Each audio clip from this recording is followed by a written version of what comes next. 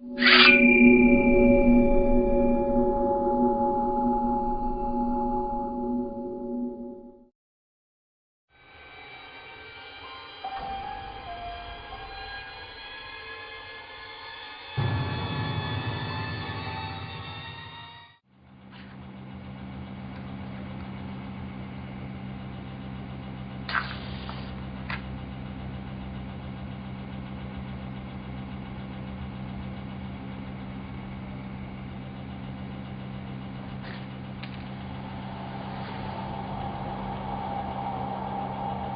cada era, en cada época, se suceden fenómenos populares muy grandes.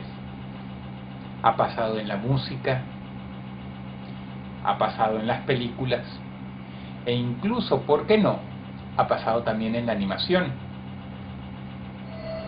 Muchos son jóvenes y quizá lo olvidaron, o quizá no estuvieron ahí para presenciarlo, pero yo sí. Durante los 90 el fenómeno Pokémon fue muy grande, pero decir muy grande quizá se quede corto. Fue masivo, fue inmenso. Fue una era dorada para la animación. Una que quizá no se vuelva a repetir más nunca, muy difícil. Fueron miles y miles y miles y miles y miles de millones de dólares, no solamente en publicidad, no solamente en juguetes, no solamente en todo tipo de mercancía que ustedes se puedan imaginar.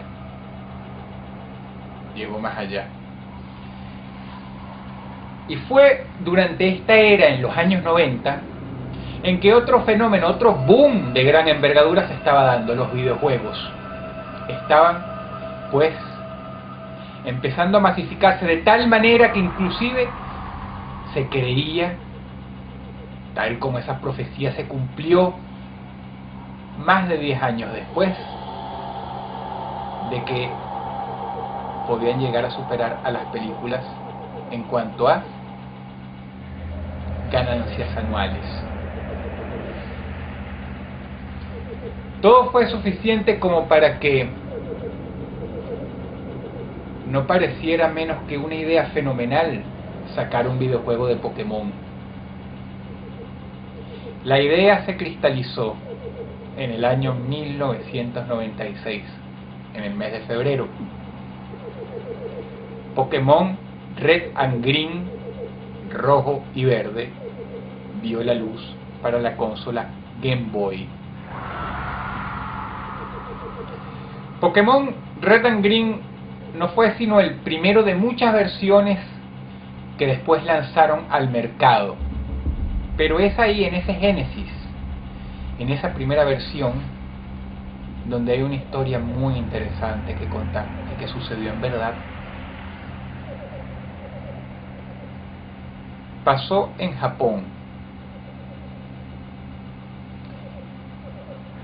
El producto disfrutó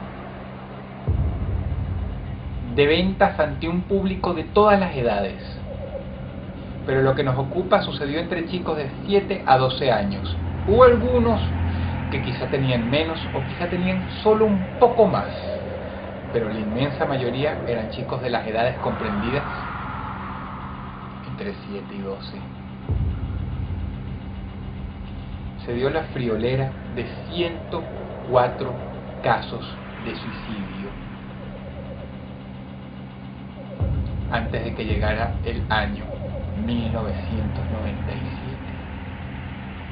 Incluso ante una población tan grande como la japonesa, de 120 millones de personas, 104 casos de suicidio entre niños y en un solo año era algo extraño, más que extraño, era terrorífico, era bizarro.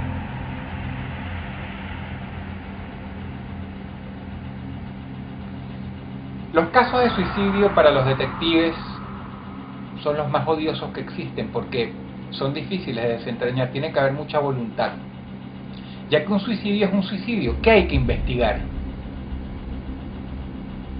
Ante un agente de la ley se investiga cuando alguien pudo haber ocasionado una muerte. pero un suicidio queda ahí. Las razones del suicida son las razones del suicida y solo le incumben a él y a la familia. ¿A quién más? Pero había que investigar un poco, y tras investigar un poco se dieron cuenta de que todos y cada uno de los 104 niños que se habían suicidado tenían copias del videojuego Pokémon Red and Green. Entre los 104 compartían unas 90 copias, porque tenemos que tener en cuenta las familias que tienen hermanos, quienes también se suicidaron.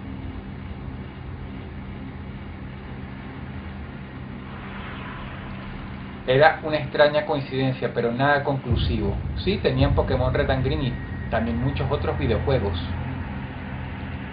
Pero lo interesante de esta historia viene aquí, cuando un padre se dio a la tarea de investigar un poco más y consiguió con mucho esfuerzo el apoyo de los demás padres. Pasa y resulta que cuando encendieron las pequeñas consolas Game Boy, se dieron cuenta de que la inmensa mayoría de todos y cada uno de esos 104 chicos tenían una última partida guardada en un área muy específica del juego, el pueblo Lavender Town.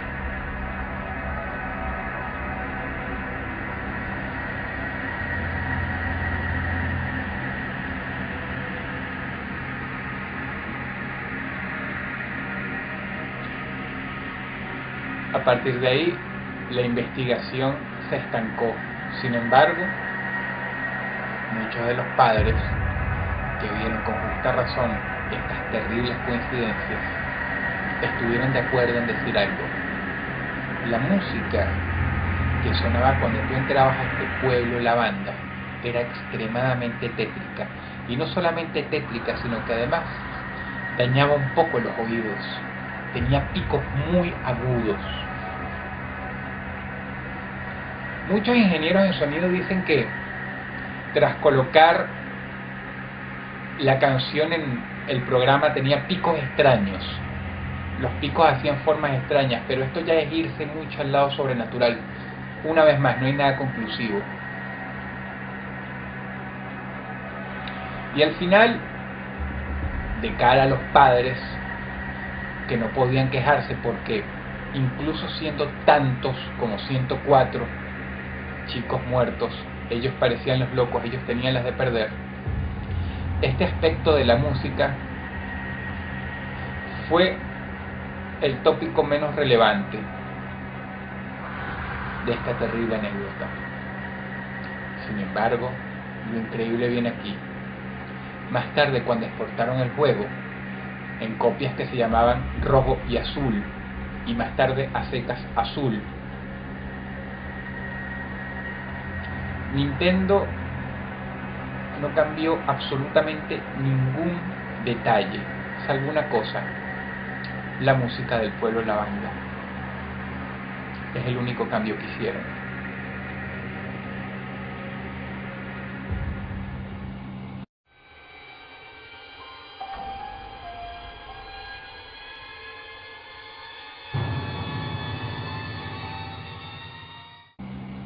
¿Ustedes nunca se han preguntado cómo la ciencia llegó a la sapiencia que tiene hoy día?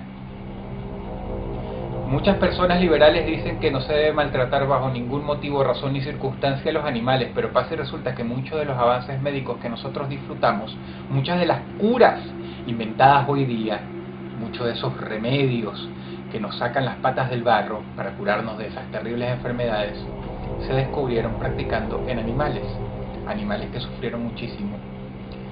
Pero eso es algo que sabemos hoy. La historia es muy oscura, sobre todo la del siglo XX, porque ¿saben algo? Se hicieron muchos de esos experimentos en humanos también. Los nazis lo hicieron. La unidad 731 japonesa lo hizo. Los americanos seguramente lo hicieron, y los soviéticos no se quedaron atrás. Corrían los años 40, hacía 24 meses que Hitler había decidido pegarse un tiro en la cabeza y el mundo se estaba acostumbrando a cambios radicales, como que por ejemplo Europa pasaba a relegarse un poco para dar paso a dos superpotencias. Está de más decir quiénes eran: los Estados Unidos y la Unión Soviética. Y por supuesto esta competencia no solamente era armamentística, era ver cuál país era el más desarrollado, cuál sistema económico era el mejor, capitalismo o comunismo. Y la competencia no solamente era para las agencias espaciales que más tarde ocuparían todo el protagonismo. Tenían que ver quiénes ganaban más premios Nobel, tenían que ver quiénes llegaban más lejos como país, como avance. Así que los soviéticos decidieron experimentar con humanos. Y siendo un país tan enorme, tan lleno de gente, no faltaron los experimentos bizarros. Uno de ellos era tomar a 5 prisioneros de guerra y privarlos de sueño por 30 días a ver qué pasaba. A ver qué pasaba cuando a un ser humano no se le dejaba dormir por un periodo tan prolongado de tiempo. Por supuesto, la crueldad está implícita, pero tenían que hacerlo de manera muy prolija. Acuérdense, no eran militares a cargo del experimento, eran científicos. Así que simplemente prepararon un cuarto grande y sellado, cuadrado, con sus esquinas bien definidas, con sendos ductos de ventilación en el techo que estaban conectados no solamente a cámaras de oxígeno, porque acuérdense, estaban sellados al vacío, sino además a un gas especial que dificultaba mucho que los prisioneros, los conejillos de India, se pudieran dormir, porque al ser una cámara tan bien sellada, de nada valía tener a 2 guardias afuera con sendas cachiporras para pegarles en la espalda a los prisioneros que se durmieran, para evitar que se durmieran. Tenían que hacerlo lo mejor posible. Habían también sistemas de audio conectados para poner música a todo volumen y hacer imposible que lograran conciliar el sueño. Aparte, en la comida, que era empujada por ductos en las paredes, se les ponían pastillas para hacer que no pudieran conciliar el sueño, no pudieran descansar hasta el punto de quedarse dormidos. Todo estaba muy bien planificado. El propósito del experimento era simple: ver qué pasa cuando a un ser humano se le priva de sueño por mucho tiempo. Doctores entraban a la cámara una vez al día para tomar muestras de sangre y hacer análisis, y también para conversar con estos prisioneros de guerra, quienes se les había lamido la oreja un poco diciéndoles: después de que pase este experimento, si ustedes colaboraron, los vamos a dejar en libertad.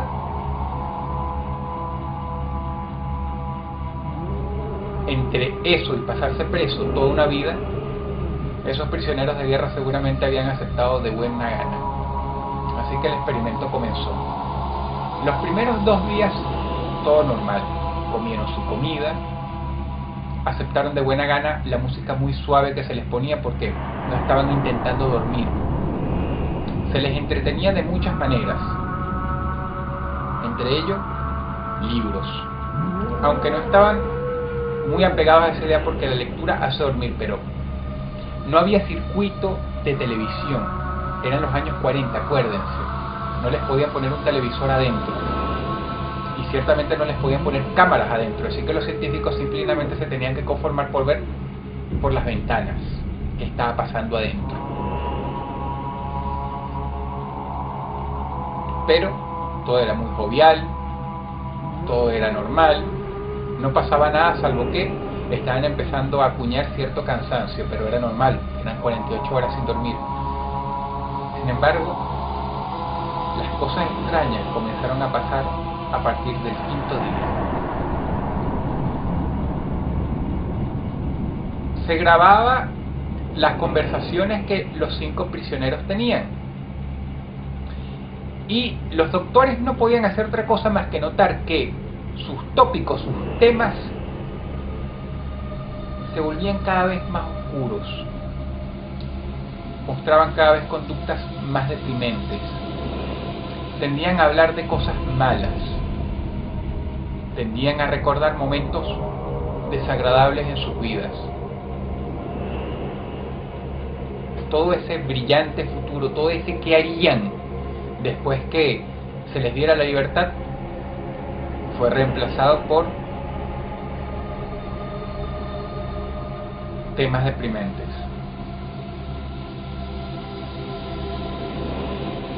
El experimento continuó.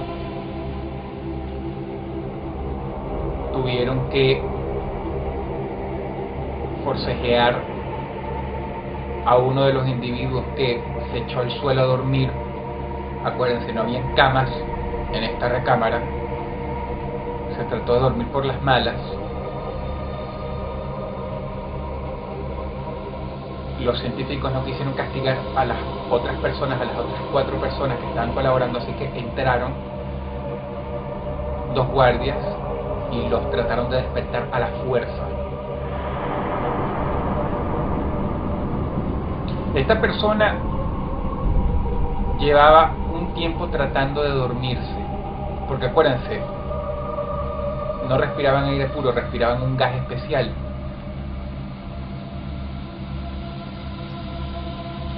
Al 10º día, este individuo rebelde se volvió loco y empezó a gritar de tal manera que la autopsia reveló que se desgarró las cuerdas bucales.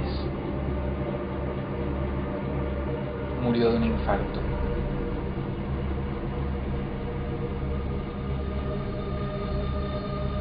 Lo tuvieron que retirar y tuvieron que deshacerse del cadáver, mientras que los otros 4 pacientes que quedaban tenían una conducta cada vez más extraña, pero no extraña porque se estaban rebelando, sino porque simple y llanamente estaban callados.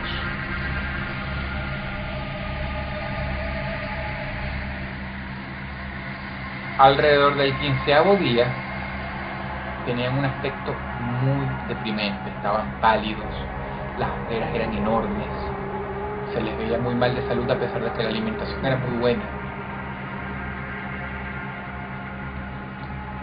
Y los científicos no se esperaron que sucediera algo como lo que acababan de ver.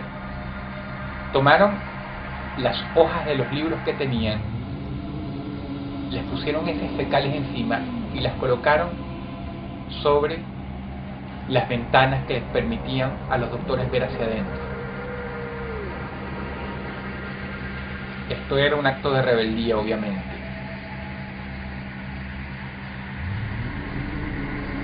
Lo peor de todo es que se tuvieron que tragar una rabia muy grande, porque cuando trataron de abrir la recámara, la puerta abría hacia adentro de esa recámara, no hacia afuera. O sea que era muy fácil para los prisioneros trancarla con algo, ponerle cosas, poner algo perpendicularmente para que fuera muy difícil abrirla. Total que ellos estaban temiendo que se hubieran quedado dormidos y estuvieron un día entero intentando abrir esa puerta con varios soldados. Pero cuando finalmente lo consiguieron,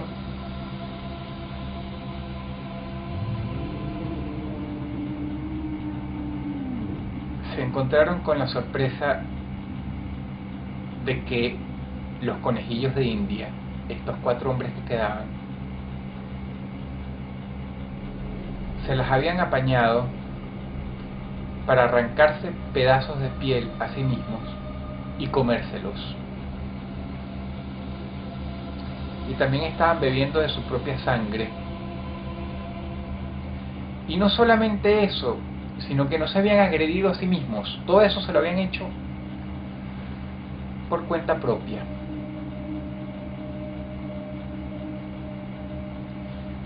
La sorpresa más grande no fue lo que les acabo de contar. La sorpresa más grande fue que cuando abrieron la puerta, uno de estos prisioneros demandó que la cerraran a gritos. Es decir, que ya no les importaba más su libertad. Querían que la cerraran porque el gas se estaba yendo. Uno de los doctores creyó que se habían hecho adictos a este gas.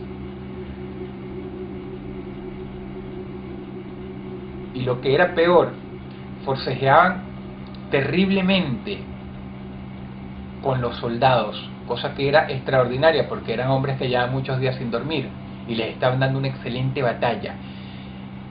Lograron asesinar a uno de ellos.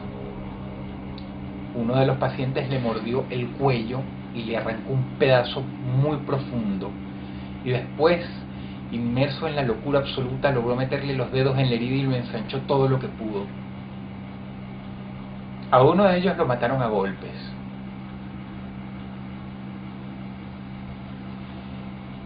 Y no lograron controlar a los otros tres, sino hasta que les pudieran asegurar que iban a cerrar la puerta y que no iban a dejar que el gas se siguiera escapando.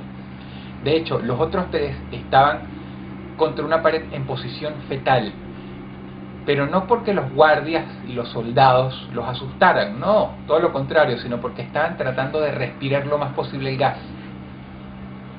Cuando desde la puerta uno de los doctores demandó explicaciones, uno de los prisioneros simplemente dijo: no nos queremos quedar dormidos.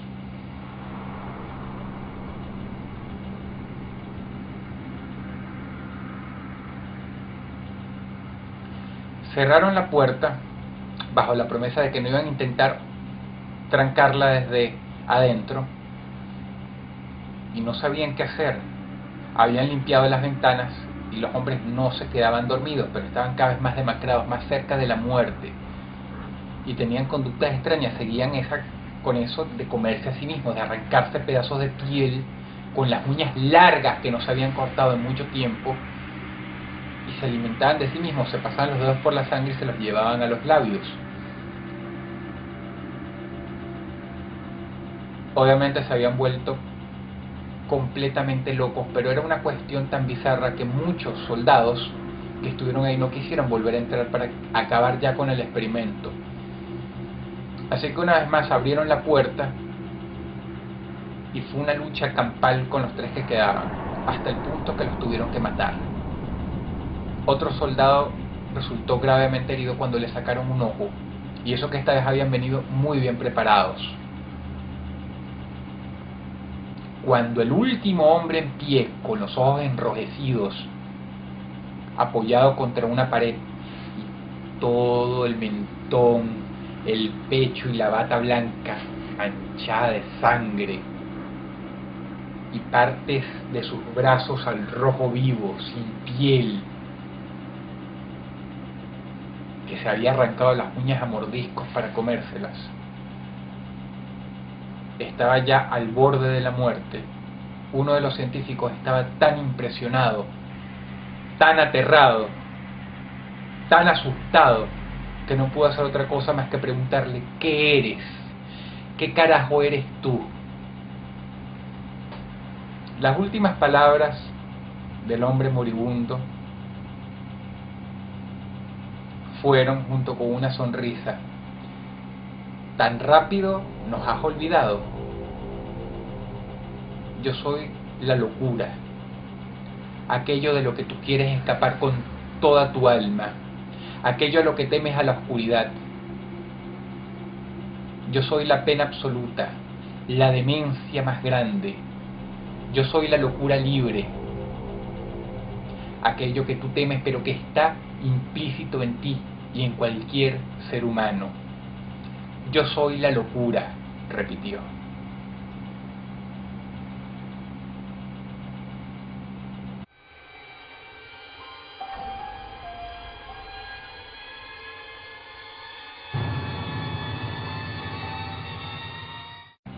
Esta historia no es un cuento de terror, es una leyenda urbana. y quienes la cuentan juran que sucedió. Había un parque de atracciones en los años 30 en los Estados Unidos. Era muy simple, muy art déco, nada como lo que se ve hoy día en los grandes parques de atracciones. Y hoy día con Xbox, con Nintendo, con cosas así, ¿quién quiere ir? Pero en aquel entonces estaban muy de moda. No solamente eso, eran sitios turísticos. Y el atractivo más grande de ese sitio turístico era un tren que tenía una cara de payaso. El último vagón era redondo y tenía una cara de payaso. Este tren circulaba todo el parque hasta el punto en que se metía dentro de una caseta muy alargada que simulaba un túnel.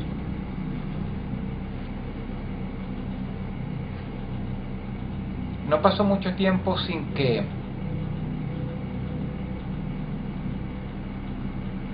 el horror llegara, porque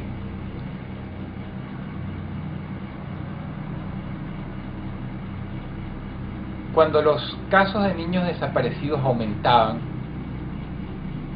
y cuando los casos de niños traumados aumentaban, e incluso cuando los casos de niños que se suicidaban aumentaban en un pueblo que no era demasiado grande, a los padres ni a las autoridades les tomó mucho hilar una teoría, simple y llanamente siguiendo los puntos. Todos los niños a los que les estaban pasando cosas malas se habían montado en ese tren.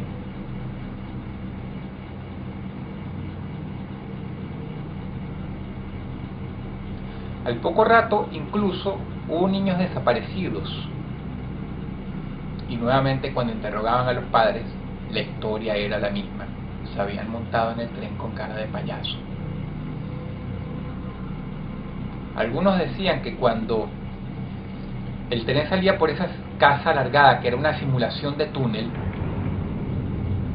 ya no tenía las mismas caras alegres de antes. Eran aproximadamente 20 segundos, lo que cuando te pones a contar es mucho dentro de la oscuridad. No quisieron investigar más. El evento era demasiado extraño como para que nadie se sintiera cómodo. Eran otros tiempos, así que decidieron cerrar el parque, pero la leyenda urbana sobrevivió y sobrevivió y sobrevivió hasta que en la última década fueron a las ruinas de ese parque, que está todo sucio, todo enmohecido, todo destruido, todo oxidado, y el tren con cara de payaso ahora es más bien muy tétrica y horripilante.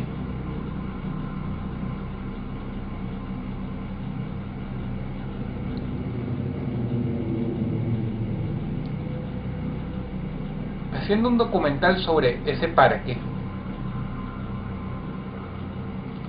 al productor no se le ocurrió mejor idea que coger una cámara filmadora, dejarla en uno de los vagones del tren y ponerlo a funcionar otra vez. Era algo bastante complicado porque si bien el tren estaba vetusto y oxidado y las vías también, estas estaban completas y había que hacer una inversión mínima para que el tren pudiera marchar otra vez, no tan gloriosamente como los viejos días, pero podría marchar. Y dejaron la cámara filmadora encendida con la única intención simplemente de hacer una transición en el documental, que los créditos se vieran mientras se veía la cámara con la imagen bien pegada sobre uno de los asientos. Era un capricho, pero nunca van a olvidar que cuando el tren volvió a pasar debajo de la caseta, todo se volvió oscuro. No se vio obviamente ninguna imagen, pero sí se escuchó de fondo la risa de muchos niños.